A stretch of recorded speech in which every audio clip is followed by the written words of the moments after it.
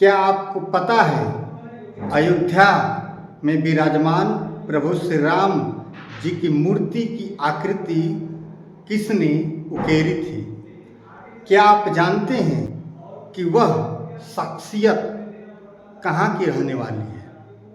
तो चलिए मैं आज उस महान विभूति का दर्शन कराऊंगा आपको, उस महान विभूति से आपसे मिलवाता हूँ जिन्होंने अयोध्या में विराजमान प्रभु श्री राम की जो प्रतिमा है उस प्रतिमा की आकृति को कागज पर उकेरने का कार्य किया था। तो नाम जान लीजिए, वे हैं कोपागंज की डॉक्टर सुनील कुमार विश्वकर्मा जी, जो आज कोपागंज अपने गृह नगर में पधारे हुए हैं। तो चलिए आज इस भारत की विभूति से मैं आपको मिलवाता हूं। तो नमस्कार, पाली न्यूज़ नेटवर्क आज पहुंचा है कोपागंज के नवसृजन इंटरनेशनल स्कूल पर। यह नवसृजन नाम ऐसे नहीं पड़ा है, नवसृजन नाम के पीछे एक बहुत बड़ा सृजन की कहानी है। उस कहानी का जो चरित्र हैं, चरित्र के बारे में भी मैं आपको बताऊंगा और मिलवाऊंगा, तो आप अपने दांतों तले उंगलियां दबा लेंगे। और यहाँ पे उत्तर प्रदेश शासन के राज्य मंत्री माननीय डॉक्टर सुनील कुमार विश्वकर्मा जी का पदार्पण हुआ है। बहुत बहुत धन्यवाद है आपका कि आप ऐसे कार्यक्रम में पधारे हैं। बड़े भाई साहब, इस कार्यक्रम में आप पहुंचे हैं और निवासी भी शायद यहीं के आप हैं, यहीं के निवासी हैं। तो कोपागंज के लिए एक बहुत ही सम्मान की बात है कि आप इतने उच्च पद पर पदासीन हैं। कुछ बारे में बताएं इस कार्यक्रम के बारे में, अपने थोड़ा सा बारे में परिचय के देते हुए। जी नमस्कार, मैं कोपागंज का ही निवासी हूँ। क्या यही मेरा जन्म कर्म हुआ है। और ये जो कार्यशाला पूरे उत्तर प्रदेश के 75 जिलों में राज्य ललित कला अकादमी से हो रहा है, इस कार्यशाला को एकेडमी शुरू किया 98 से, जबकि कोपागंज में शुरू हुआ था 94 से। तो यह कार्यशाला बहुत ही प्राचीन एक तरह से माना जा सकता है, क्योंकि 94 से शुरुआत हम ही लोगों के द्वारा यहाँ पर हुआ था। और इससे प्रेरणा लेकर के राज्य ललित कला अकादमी उत्तर प्रदेश ने इस तरह का कार्यशाला ग्रीष्मकालीन शुरू किया था। और आज ये 75 जिलों में सरकारी सहायता प्रदान करते हुए हम लोग इसको कार्यशाला प्रारंभ किए हुए हैं। तो जगह जगह जिलों में अभी हम लोग गए थे, मेरठ के कई स्थानों पर, मुजफ्फरनगर में गए थे, हापुड़ गए थे, बुलंदशहर गए थे। और ये सब क्षेत्र होते हुए अभी इस क्षेत्र में अब शुरू हुआ है, उधर समापन हो गया। बरेली, इटावा वगैरह में समापन हो चुका है। सिरसागंज तक गए थे, फिरोजाबाद तक। तो इस कार्यक्रम में जो प्रशिक्षण दिया जाता है, कैसा प्रशिक्षण होता है? ये देखिए, ग्रीष्मकालीन कार्यशाला, इसको कला कार्यशाला कहते हैं। ये जब बच्चों की छुट्टी हो जाती है गर्मी की, तो उस समय उसका सदुपयोग करने के लिए बच्चों के मन में जो भी एक कला भावना होता है, बचपन से हर बच्चे में कुछ न कुछ कलाएं होती हैं, तो उसी को उभारने के लिए, उसे परिमार्जित करने के लिए इस कार्यशाला का प्रारंभ हुआ था 1994 में, कोपागंज कार्यशाला जी। उत्तर प्रदेश तो बाद में इसको शुरू किया 98 से। और इसी तर्ज पे पूरा सरकार इसको, उत्तर प्रदेश सरकार, उस समय योगेंद्र नाथ योगी जी थे, उन्होंने हमारे इस कार्यशाला के तर्ज पर पूरे उत्तर प्रदेश में सरकारी स्तर पे इसको प्रारंभ किया था। लेकिन ये बहुत सालों क्या, पिछले वर्ष तक हम लोग एक रजिस्ट्रेशन फीस लेते थे बच्चों से, भारी भरकम, निःशुल्क के नाम पर। वो हम लोगों ने बंद किया जब से हम लोग का कार्यकाल हुआ उत्तर प्रदेश शासन में, तो उसको बंद करके और शासन के द्वारा पैसे देने का कार्यशाला को काम हुआ। और एक प्रदेश के 75 जिलों में हम लोग एक सेंटर को 25-25 हज़ार रुपये प्रदान कर रहे हैं। उसमें जो प्रशिक्षण देंगे, ऐसे 2 प्रशिक्षकों को 7,500 हज़ार रुपया इस 20 दिन के प्रशिक्षण का मिलेगा। और जिस सेंटर पे जो संयोजन करेगा उसे भी 7,000 रुपया मिलेगा, जो बैनर पोस्टर, उनका कुछ भी खर्च ना हो। इस वजह से ये सरकार, उत्तर प्रदेश सरकार इनको प्रोवाइड कर रही है। बच्चों को किस तरह की शिक्षा दी जाती है? बच्चों को कलात्मक, जो भी वो चित्र बनाते हों, मूर्ति बनाते हों, कुछ पोस्टर बनाते हों, कला से संबंधित जितने भी क्राफ्ट वर्क है, वो सब शिक्षा बच्चों को यहाँ पे दी जाती है 20 दिन तक। और उसका अंतिम में एक सुंदर प्रदर्शनी किया जाता है। प्रदर्शनी के माध्यम से गार्जियन भी आते हैं, उसको देखते हैं कि हमारे बच्चों ने 20 दिन तक इसको किस प्रकार से सीखा। तो एक पूरा कला का उत्सव 20 दिन का रहता है और बहुत सारे बच्चे, आपको हर्ष होगा, इस कोपागंज से और इस पूरे मऊ जिला से, इसी कार्यशाला से शिक्षित होकर के बहुत सारे बच्चे यूनिवर्सिटी में प्रोफेसर हैं, माध्यमिक स्कूलों में अध्यापक हैं, माने 100-200 की संख्या है। कोई पुरस्कार की योजना भी है क्या बच्चों के लिए, जो विशेष पुरस्कार नंबर 1 हो, नंबर 2 पे हो? पुरस्कार की योजना, इसमें प्रतियोगिता भी हम लोग कराते हैं। तो पुरस्कार की योजना तो बीच बीच में चलती रहेगी, लेकिन बीच बीच में हम लोग प्रदर्शनी करते हैं स्टेट स्तर पे, और उसमें बड़े पुरस्कार हम लोग देते हैं। 50-50 हज़ार के 10 पुरस्कार देते हैं। तो ये योजना साल भर में 2 बार हम लोग करते हैं। अभी ऑल इंडिया फोटोग्राफी एग्जीबिशन कर रहे हैं, तो उसमें 20-20 हज़ार के हम लोग 10 पुरस्कार देंगे उत्तर प्रदेश सरकार की तरफ से। तो ये राज्य ललित कला अकादमी का इस तरह का बहुत बड़ा ये प्रकरण है, इस तरह के कलाकारों का, कलाकारों को संवर्धन करने का, कलाकृतियों को सम्मान देने का, और ऐसे छात्र छात्राओं का जो इस क्षेत्र में अपने अभिरुचि रखते हैं, इसको अपना रोजी रोटी बनाना चाहते हैं, उन्हें प्रोत्साहित करने का काम राज्य ललित कला अकादमी करता है। तो एक तरह से कोपागंज ने रास्ता दिखलाया, और उस रास्ते पर आज उत्तर प्रदेश सरकार चल रही है। निश्चित रूप से ये कहा जा सकता है, ये जो ग्रीष्मकालीन कार्यशाला है वो शासन को भी प्रेरणा दिया है। कोपागंज का यह ग्रीष्मकालीन कार्यशाला आज हम जो उत्तर प्रदेश में 75 जिलों में कर रहे हैं, वो केवल कोपागंज के इस कार्यशाला से ही प्रेरित होकर के वो सारे कार्यशाला हो रहे हैं। तो ये तो उत्तर प्रदेश शासन काल की बात हो गई। शासन ने व्यवस्था दिया है बच्चों को उनके कला के ऊपर निर्भर होकर आगे उनको आगे बढ़ाने के लिए। क्या आपके माध्यम से जो कोपागंज है, कोपागंज के लिए कोई विशेष व्यवस्था तो नहीं है? नहीं, विशेष व्यवस्था तो ये है कि हम लोग खुद आते रहते हैं जी। हर कार्यशाला पे, तो पूरे प्रदेश के हम लोग जाते नहीं हैं जी।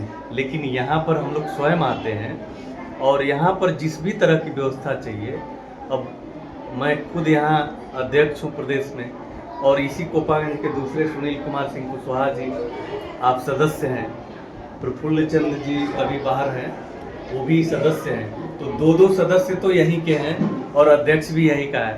तो यहाँ पर तो सारी व्यवस्था जो भी आवश्यकता होगी, हम लोग समय समय पर प्रतियोगिता भी, रंगोली प्रतियोगिता भी कराए थे।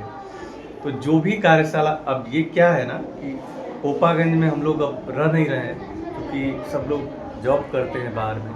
तो यहाँ के अब जैसे हमारे सुदामा जी हैं, विनोद बनवाल जी हैं, रामपालन जी हैं, अवधेश भैया हैं, श्याम जी हैं, ये सभी लोग मिल करके अब ये पूरा निर्णय करते हैं कि यहाँ पे किस तरह की कला के कार्य हों जिसमें हम लाभ दे सकें।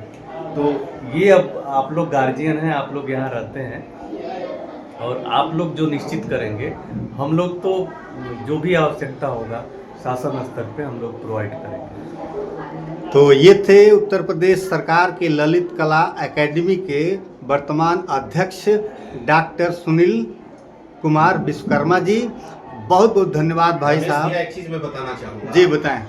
भैया अपने मुंह से अपनी तारीफ कहाँ कर पाएंगे जी। यहाँ का बच्चा कहते हैं ना कि कण-कण में जो है भगवान, तो ये यहाँ के बच्चे में कला की जो भावना उकेरा इन्होंने तुलिका के माध्यम से तो किया ही, जो एक आंदोलन इन्होंने एक तरह से दे दिया यहाँ के कोपागंज के लोगों को, और पूरे भारत में कह सकता हूं कि यहाँ के बच्चे विभिन्न क्षेत्रों में जाकर के प्राइवेट सेक्टर, सरकारी सेक्टर, सामाजिक क्षेत्र में जो है अपना परचम लहरा रहे हैं। एक चीज और मैं बताना चाहूंगा, यहाँ के मनीष गौड़ जी हैं, कहने में थोड़ा संकोच भी लगेगा लेकिन बताना आवश्यक है। वो बच्चे ऐसे परिवार से बिलोंग करते थे, गोंड बिरादरी जिसको कहा जाता है। उनके पिताजी, आज भी मैं कहते हुए भावुक हो जाऊंगा, रसोइया थे यहाँ सरकारी विद्यालय में, रसोइया थे और 1000 रुपया महीना के मानदेय पर वो काम करते थे।